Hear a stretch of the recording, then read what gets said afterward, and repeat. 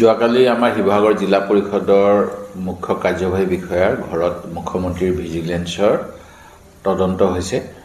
যদি তেখেতে কোনো দোষ কৰিছে তাৰ বাবে শাস্তি পোৱাটো মই বিচাৰোঁ আৰু নিৰপেক্ষ তদন্ত হ'ব লাগে। কাকো যাতে ৰাজনীতিৰ আশ্ৰয় লৈ কোনো দোষী হাৰি যাব নোৱাৰে, মোৰ সেইটোৱে দাবী। মই যোৱা 5 আগষ্ট 2024 তাৰিখে মুখ্যমন্ত্ৰী তদাৰকী আৰু দুৰ্নীতি নিবাৰণ শাখা অসমক আৰু লগতে মুখ্যমন্ত্ৰীক 26 মে তাৰিখে চৰাইদেউ শিৱসাগৰ জিলাৰ সীমান্ত অঞ্চলত অৱস্থিত চুকাফা গাঁও পঞ্চায়তৰ 10 নম্বৰ ৱাৰ্ডৰ দুটাকৈ ৰাস্তা নিৰ্মাণত দুৰ্নীতি হোৱাৰ বিষয়ে অৱগত কৰিছিলোঁ আৰু মই নিজেও তালৈ গৈছিলোঁ, দেখিছিলোঁ যে কামসমূহ হোৱা নাই। মই ইয়াৰ আমাৰ ব্লক ডেভেলপমেণ্ট অফিচাৰৰ ভিডিঅ' যোগেদিও তদন্ত কৰাইছিলোঁ। তেওঁলোকেও কৈছিলে পইচা জমা আছে, চেয়াৰমেনে ইচ্ছা কৰিলে কামখিনি সম্পূৰ্ণ কৰিব পাৰে। আৰু এই বিষয়ত শিৱসাগৰ জিলাৰ উপায়ুক্তকো কৈছিলোঁ, তেওঁলোকে কোনো কাম কৰা নাছিল। ৰাজনৈতিকভাৱে সেই পঞ্চায়তখনৰ 10টা ৱাৰ্ড, তাৰ সভাপতি, তাৰ আঞ্চলিক সদস্য সকলোৱে বিজেপি দলৰ সদস্য হোৱাৰ বাবে তেখেতসকলক দুৰ্নীতি কৰিবলৈ লাইচেঞ্চ দিয়া হৈছে নেকি, এইটো মোৰ প্ৰশ্ন। আৰু মই বিচাৰিম যে যদি কিবা দুৰ্নীতি হৈছে, গাঁও অঞ্চলৰ বাট পথবিলাক একেবাৰে বেয়া হৈ গৈছে, পুঁজি আত্মসাৎ কৰাৰ যিটো প্ৰৱণতা আছিল যোৱা সময়ছোৱাত বিজেপি দলৰ বিভিন্ন পঞ্চায়তত, আমাৰ নাজিৰা পঞ্চায়তৰো এগৰাকীয়ে ভিডিঅ'ত ওলাইছিলে যে তেওঁ টকা পইচা সংগ্ৰহ কৰিব, কমিশ্যন ল'ব, তাৰপিছত তেওঁ বিজেপি দলে ফুলাম গামোচা দি আঁকোৱালি লৈছিল। এইবিলাক যাতে নহয়, যদি কোনোবাই দোষ কৰে তেওঁলোকে শাস্তি পোৱা উচিত। অনুৰূপ ধৰণে মেকিপুৰ পঞ্চায়তৰ এগৰাকী পঞ্চায়তৰ সভানেত্ৰীও নাজিৰা নগৰত আৰক্ষীয়ে তেওঁক ধনৰ টোপোলা লৈ থকা অৱস্থাত আৰু ঠিকাদাৰে ভেণ্ডৰে কমপ্লেইন দিয়াৰ পিছতো কোনো ধৰণৰ তেওঁলোকৰ ওপৰত তদন্ত কৰা নাছিল। সেই গতিকে এই গোটেইবিলাক মই তদন্ত হোৱাটো বিচাৰোঁ। মোৰ পত্ৰখন আপোনালোকক দি দিম, যিখন মই মুখ্যমন্ত্ৰীৰ জ্ঞাতাৰ্থে প্ৰেৰণ কৰিছিলোঁ দুৰ্নীতি নিবাৰণ কৰক বুলি। তেখেতসকলে সততে 500 টকা 1000 টকা লোৱা কৰ্মচাৰীবিলাকক হাত দঙাই থাকে। তো লাখ টকা দুৰ্নীতি কৰিলে কিয় তদন্ত নকৰে, মোৰ এইটো নতুন বছৰত মুখ্যমন্ত্ৰীৰ প্ৰতি প্ৰশ্ন। দ্বিতীয়তে, যোৱাকালি আমাৰ এজন বিধায়িনী দলৰ সদস্যক আমি তেওঁ দল বিৰোধী কাম কৰাৰ কাৰণে দলৰ পৰা বহিষ্কাৰ কৰিব লাগে বুলি এটা গোচৰ দিছিলোঁ 2022 চনত। সেই গোচৰৰ চূড়ান্ত ৰায় যোৱাকালি অধ্যক্ষ মহোদয়ে দিলে, কিন্তু তেখেতে যিখিনি ভিত্তিত দিলে, এতিয়া মই ক'বলৈ বাধ্য হৈছোঁ যে তেখেতে গোটেই তদন্ত যেনেকুৱা ধৰণেৰে নিৰপেক্ষভাৱে গোটেই কথাখিনি চালি জাৰি চাই ৰায়দান কৰিব লাগিছিলে, সেই ক্ষেত্ৰত মোৰ কিছু সন্দেহ ৰৈ গ'ল। ইয়াৰ কাৰণ হ'ল যে প্ৰথম কথা, তেওঁ মাছখোৱা সাংস্কৃতিক প্ৰকল্পলৈ গৈছিল। যেতিয়া নিউজত এই কথাটো বাজিলে তেতিয়া তেখেতে প্ৰথম অৱস্থাত কৈছিলে এজন মন্ত্ৰীক লগ পাব গৈছোঁ, কিন্তু সেই তাত মন্ত্ৰীক লগ পোৱা স্থান নাছিলে, সেইটো আছিলে বিজেপি দলৰ ৰাজনৈতিক দলীয় কৰ্মীসকলৰ কৰ্মশালা। এতিয়া এটা বিজেপি দলৰ কৰ্মশালাত মোৰ দলৰ এজন বিধায়কে যোৱাটো কোনো কাৰণত গ্ৰহণযোগ্য নহয়। যেতিয়া সাংবাদিকে জেৰা কৰিলে তেতিয়া তেখেতে ক'লে যে তোমালোকে এইটো নিউজ নকৰিবা, মই বিপদত পৰিম। তাৰপিছত যেতিয়া আকৌ সুধিলে কেলৈ আহিছে, তেতিয়া তেখেতে ক'লে মোৰ পেচাব কৰাৰ প্ৰয়োজন হৈছিল, মই পেচাব কৰিবলৈ গৈছোঁ। সেই গতিকে এই একেটা ক্লিপতে তেওঁ 3 ৰকমৰ কথা কৈছিল। সেই গতিকে তেওঁৰ কথাখিনি কিমান পতিয়নযোগ্য আছিল এই কথাটো আৰু ভাল ধৰণেৰে অনুসন্ধান কৰা দৰকাৰ আছিল। তাৰপিছত দ্বিতীয়তে আৰু এটা কথা আহিলে, য'ত তেখেতে আমি এটা ভিডিঅ' দিছিলোঁ 13 এপ্ৰিলৰ 2022 তেওঁ প্ৰেছ কনফাৰেন্স কৰি কংগ্ৰেছক গোৱাল গালি পাৰিছিল। কংগ্ৰেছে সংখ্যালঘুসকলক উচ্ছেদ কৰে বুলি কৈছিল। তেখেতে লগতে কৈছিল যে বিজেপি যদি কাফিৰ হয় তেতিয়াহ'লে কংগ্ৰেছ মুনাফিক। আৰু লগতে তেখেতে কৈছিল যে বিজেপিৰ লগত তেওঁলোক সহযোগিতা আগবঢ়াব লাগে, বিজেপিক শত্ৰু বুলি গণ্য কৰিব নালাগে। যি সময়ত ৰাজনৈতিক আদৰ্শৰ কাৰণত কংগ্ৰেছে বিজেপিক শত্ৰু বুলি গণ্য কৰে, ব্যক্তিগত শত্ৰুতা নহয়, নীতি আদৰ্শৰ ক্ষেত্ৰত শত্ৰুতা এটা আছে আমাৰ 1925 চনৰ পৰা। সেই সময়ত এজন কংগ্ৰেছৰ টিকেটত নিৰ্বাচিত বিধায়কে, যিজনে প্ৰথমবাৰ UDFৰ হৈ জয়লাভ কৰিছিল, দ্বিতীয়বাৰ কংগ্ৰেছী হৈ জয়লাভ কৰিলে, তৃতীয়বাৰো তেখেতে এনেকৈ আমাৰ কংগ্ৰেছ দলৰ মানে চিট লোৱাৰ পিছত তেখেতে এনেকুৱা ধৰণৰ কথা কোৱাটো সম্পূৰ্ণ দল বিৰোধী কথা। আৰু তেখেতে কৈছিল যে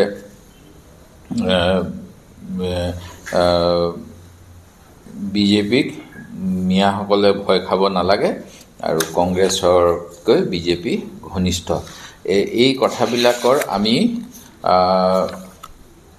চাৰ্টিফাইড কপি দিছিলোঁ, ইউটিউবৰ লিংকটো দিয়াৰ লগতে এইখিনিৰ গোটেই কথাখিনি প্ৰেছ কনফাৰেন্সৰ চাৰ্টিফিকেট টাইম 8 নিউজ চেনেলৰ পৰা আমি আনি দিছিলোঁ।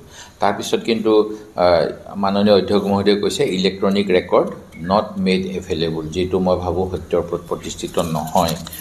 ঠিক তেনেকৈ তেখেতে যোৱা 12/3/2022 তাৰিখে স্পীকাৰ মহোদয়ক এখন চিঠি লিখিছিল যে তেখেতৰ যিটো আমি বিধানসভাত আমি গ্ৰুপ হিচাপে বহোঁ, কংগ্ৰেছৰ সদস্যখিনি একেলগে বহোঁ আৰু বিজেপিৰ সদস্যখিনি এফালে বহে, UDFৰ সদস্যখিনি এফালে বহে।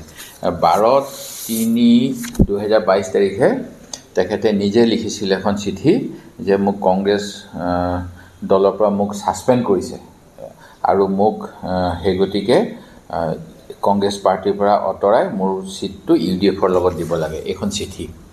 এই চিঠিখন পৰৱৰ্তী সময়ত তেখেতসকলে কৈছে যে এই চিঠিখন পোৱা নাই। আচ্ছা, মই মানি লৈছোঁ চিঠিখন পোৱা নাই, তেতিয়াহ'লে মই যেতিয়া তেওঁক মোৰ এই অঞ্চলটোৰ পৰা আঁতৰাই দিব লাগে বুলি কোৱা নাই। পূৰ্বত মুখ্যমন্ত্ৰী হিতেশ্বৰ শইকীয়া যেতিয়া এই সমষ্টিক প্ৰতিনিধিত্ব কৰিছিল, তেতিয়া 80 দশকত এটা পানী যোগান আঁচনি মহকুমা নগৰ হিচাপে বা নাজিৰা নগৰৰ গুৰুত্ব উপলব্ধি কৰি সেই সময়তে এটা অনুমোদন কৰিছিল। পৰৱৰ্তী সময়ত যেতিয়া ৰাজনৈতিক পাকচক্ৰত অসম গণ পৰিষদৰ সেই সময়ৰ অধ্যক্ষ গণেশ কুটুম ডাঙৰীয়াই এই আঁচনিটো তেখেতে প্ৰতিনিধিত্ব কৰা গহপুৰ অঞ্চললৈ লৈ গৈছিল। তাৰ প্ৰমাণ আপোনালোকে নাজিৰা নগৰ সমিতিৰ অফিচৰ পিছফালে যদি যায় তেতিয়া দেখিব বহুত তাতে সামগ্ৰী পেলাই থোৱা আছে, যিসমূহ এটা সময়ত নাজিৰা নগৰ পানী যোগানৰ কাৰণে আহিছিল। এই অভাৱৰ প্ৰতি লক্ষ্য ৰাখি আমি 2010 চনতে কেন্দ্ৰীয় চৰকাৰৰ পৰা নাজিৰা আৰু শিমলুগুৰিৰ বাবে 13 কোটি 14 কোটি টকীয়া দুটা পানী যোগান আঁচনিৰ ব্যৱস্থা কৰিছিলোঁ, যিটো প্ৰায়ৰিটি লিষ্টত আছিলে অসম চৰকাৰৰ। কিন্তু বিভিন্ন কাৰণবশত সেই আঁচনি সেই সময়ত সম্পূৰ্ণ নহ'ল, চৰকাৰী গাফিলতি আছে তাত, তেওঁলোকে সময়মতে কাগজ পত্ৰ নিদিলে। এতিয়া পুনৰ মই অসম যি আৰু মানে নগৰীয়া পানী যোগান আৰু পয় প্ৰণালী বিভাগ, এই বিভাগৰ লগত যোগাযোগ কৰি মন্ত্ৰী মহোদয়ৰ পৰাও অনুমোদন লৈ নাজিৰা নগৰৰ বাবে নতুন এটা পানী যোগান আঁচনিৰ বাবে প্ৰচেষ্টা আৰম্ভ কৰিলোঁ। আৰু প্ৰথম অৱস্থাতেই DPRখন বনাবলৈ এটুকুৰা মাটি লাগে, 1.5 বিঘা, অতি কমেও 1.5 পৰা 2 বিঘা। এই মাটিখিনিৰ কাৰণে উপায়ুক্ত মহোদয়ৰ যোগেদি যোৱা আগষ্ট মাহৰ পৰা আমি নাজিৰা মিউনিচিপালিটি কৰ্পৰেশ্যনক হেঁচা দি আছোঁ। তেওঁলোকৰ হাতত বহুত মাটি আছে, তেওঁলোকে সেইবিলাক বিল্ডিং বনাই পেলাই কাৰোবাক দিব বুলি ভাবি বোধ কৰোঁ ৰখাই থৈছে। কিন্তু পানী যোগানটো আটাইতকৈ মহামূল্যৱান, পানীৰ ব্যৱস্থা, খোৱা পানীৰ ব্যৱস্থা কৰিবলৈ তেখেতসকলে মাটিৰ সুবিধা কৰি দিয়া নাই, যাৰ ফলত এইবাৰো কিজানি আমি বঞ্চিত হ'ব লাগিব। এইটো দুৰ্ভাগ্যজনক যে যি সময়ত প্ৰধানমন্ত্ৰী ডাঙৰীয়াই হৰ জল হৰ নল নে কিবা এটা কৈ থাকে, দ্বিতীয়তে স্বচ্ছতাৰ কথা কয় যে গান্ধীজী স্বচ্ছতা হি সেৱা বুলি কয়, মহাত্মা গান্ধী চশমাখন লৈ 2014 চনত মোৰ মনত পৰে, সেই সময়ত মই শিমলুগুৰি নগৰ সমিতিত সেই স্বচ্ছতা কি সেৱাৰ প্ৰথম দিনাখন আৰম্ভণি কৰাইছিলোঁ। কিন্তু আজি ইমান বছৰ হৈ গ'ল, 2014 চনৰ পৰা আজি 10 বছৰতকৈ অধিক কাল বিজেপিৰ কেন্দ্ৰীয় চৰকাৰৰ শাসন, অসমতো প্ৰায় 10 বছৰ হ'ব হ'ল। নাজিৰা আৰু শিমলুগুৰি নগৰৰ বাবে মানে জাবৰবিলাক পেলনীয়া পৰা মূল্যৱান ৱেষ্ট টু মানে ভেলু বা এইখিনি সামগ্ৰী যাতে পৰিষ্কাৰ পৰিচ্ছন্নভাৱে ডিছপ'জ কৰিব পাৰি, ইয়াক যাতে ভাল ধৰণেৰে ব্যৱহাৰ কৰিব পৰা সামগ্ৰী বনাব পাৰি বা যিটো জাবৰৰ দম নগৰ সোমাওঁতেই নাজিৰাত পোৱা যায় এইখিনিৰ কোনো সুব্যৱস্থা পুঁজি প্ৰতি বছৰে বছৰে ধৰি থোৱাৰ পিছতো নকৰিলে এইটো দুৰ্ভাগ্যজনক। তেখেতসকলে প্ৰধানমন্ত্ৰীৰ কথাখিনি কিমান গুৰুত্ব সহকাৰে লয় নে অন্য কিবা কমিশ্যনৰ আশাত অন্য কাম কৰিবলৈ যায়, মোৰ সেইটো প্ৰশ্ন। চৰকাৰে এটা মই প্ৰশংসনীয় পদক্ষেপ বুলি প্ৰথমে কৈ ল'ম, কামত আহক নাহক সেইটো মূল্যায়নে ক'ব। গুণোৎসৱ বুলি এটা নতুন ব্যৱস্থা কৰিছিল, য'ত শিক্ষানুষ্ঠান হওক বা চিকিৎসালয়ৰ মূল্যায়ন কৰাৰ ব্যৱস্থা কৰিছিল। আৰু মূল্যায়ন কৰাতেই সীমাবদ্ধ নাথাকি যদি তেখেতসকলে তাৰ যিসমূহ আহুৱা সেই আহুৱাখিনি দূৰ কৰাৰ ব্যৱস্থা ল'লে হয় তেতিয়াহ'লে মই আঁচনিখন সফল বুলি ক'লোঁ হয়। এতিয়া মই সম্পূৰ্ণ নম্বৰ দিবই নোৱাৰোঁ আঁচনিখনক, কাৰণ গুণোৎসৱৰ যিখিনি আউটকাম সেই আউটকামৰ পিছত আমি দেখা পাইছোঁ যোৱা সময়ছোৱাত চৰকাৰে পুঁজি যোগান ধৰা নাই। তাৰ ফলত এটা শ্ৰেণী কোঠাত 4টাৰ পৰা 5টা শ্ৰেণীলৈকে ছাত্ৰ ছাত্ৰীয়ে অসমীয়া মাধ্যমৰ বিদ্যালয়ত পাঠ গ্ৰহণ কৰে। ইয়াৰ অৰ্থই মই এইটোৱে ক'ম যে ক্লাছ 2ৰ এজন ছাত্ৰই এখন কাণেদি যদি ক্লাছ 2ৰ কথা শুনে, এখনেদি ক্লাছ 3ৰ শুনে। ক্লাছ 1ৰ জনে তেওঁৰ নিজৰ কথাখিনি এখন কাণেদি শুনিব লাগিব আৰু এখন কাণেদি ক্লাছ 2ৰ শুনিব লাগিব। এনেকুৱা হ'লে মানে শিক্ষাৰ মানদণ্ড অসমীয়া মাধ্যমৰ অসমীয়া ভাষাৰ উন্নতি কেনেদৰে হ'ব? চৰকাৰে ডাঙৰ 7 কোটি টকীয়া বিল্ডিং দিব বিচাৰিছে, মোৰ সমষ্টিত 2খন আহিব, মই ভাল পাইছোঁ।